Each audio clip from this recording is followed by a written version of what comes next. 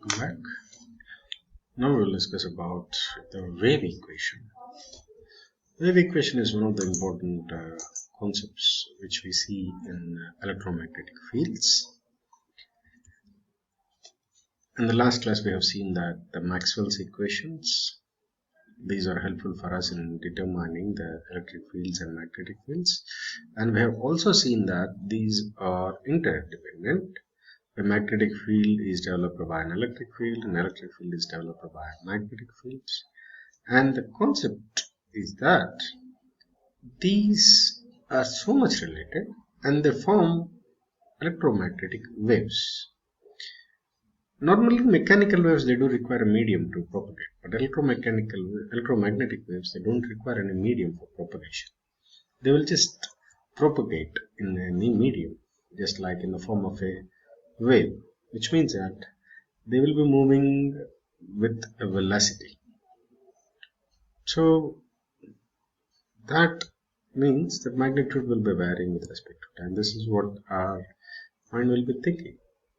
So the propagation of these waves will be happening at some velocity, and that velocity will be determining today what is the velocity of propagation of electromagnetic waves in any medium. So first of all, we will try to consider the basic Maxwell's equations, and then we will move on to determining the velocity of these electromagnetic fields.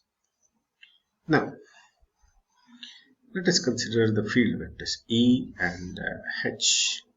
So the following curl and divergence relations can be obtained from these things. And before I move on, I'll consider the volume charge density to be 0. This is more important for me because I'll explain that one, why I have taken this one 0 in the next slides.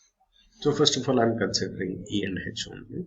So from the Maxwell's equations, we know that del cross E is equal to minus dou P by dou T, whereas del cross E is equal to minus mu dou H by dou T. What means I have done just only B is equal to mu H, that's it. So I have changed this equation to this way.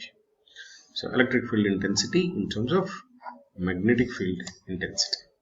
And there is another equation, the fourth equation, which we have seen regarding the Ampere circuit law, which states that del cross H is equal to J plus dou D by dou T. And J is the current density. I'll take current density as a function of electric field intensity, where this is the conductivity. Okay, so this expression immediately changes to del cross H is equal to sigma E plus D. We already know that it is epsilon E. So this is the change in this one. Okay. So now I do have two equations now. And also the first two equations we have seen del dot D is equal to rho V. So I'll consider this one as 0 because that is the assumption which I have taken earlier. So this will make del dot D is equal to 0. D is nothing but epsilon E, right? So if I normally this is not 0, so that's why I'll directly take del dot D is equal to 0. And the second equation already we have seen, del cross H is equal to 0. So now I'll employ these four equations. Now I'll start with this equation. I'll apply curl on both sides, here and also here. If I apply here, this I'll take this one as outside, del cross C, here epsilon, dou by dou T of epsilon. Sorry, del cross C.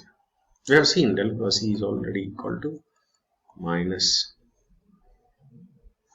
dou by dou T, or I can take it as, right, I'll substitute this equation here. Wherever I find del cross E, I'll substitute this equation. So the first one becomes,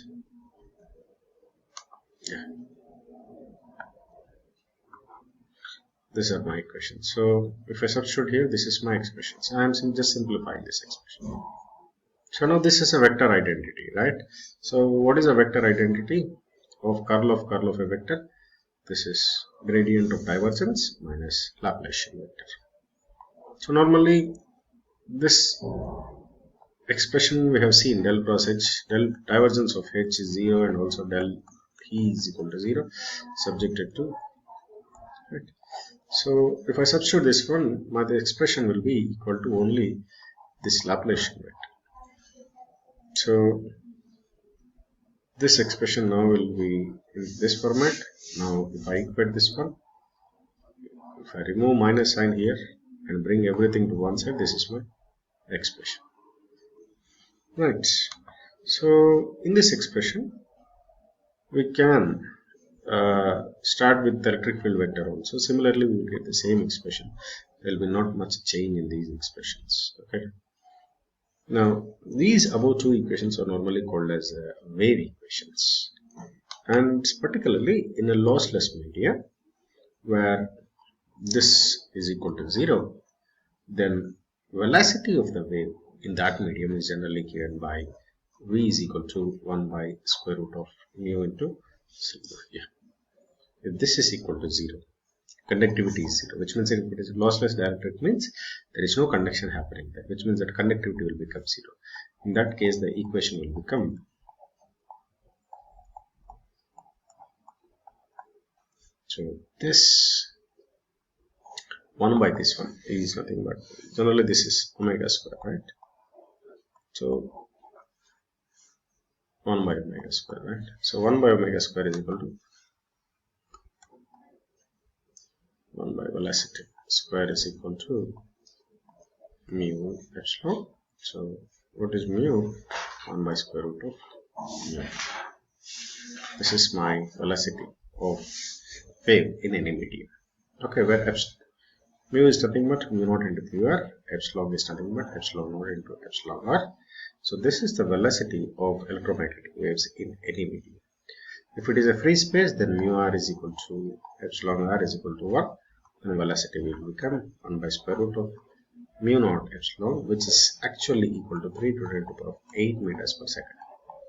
Which means that in free space, the electromagnetic waves, they travel with a velocity of 3 to the 10 to the power of 8 meters per second. And for any other media, the velocity will be a little bit lower than the speed of light. I hope that now you are able to determine the velocity of plane waves in any medium. You try to solve this particular problem and come to the class. That's it. Thank you.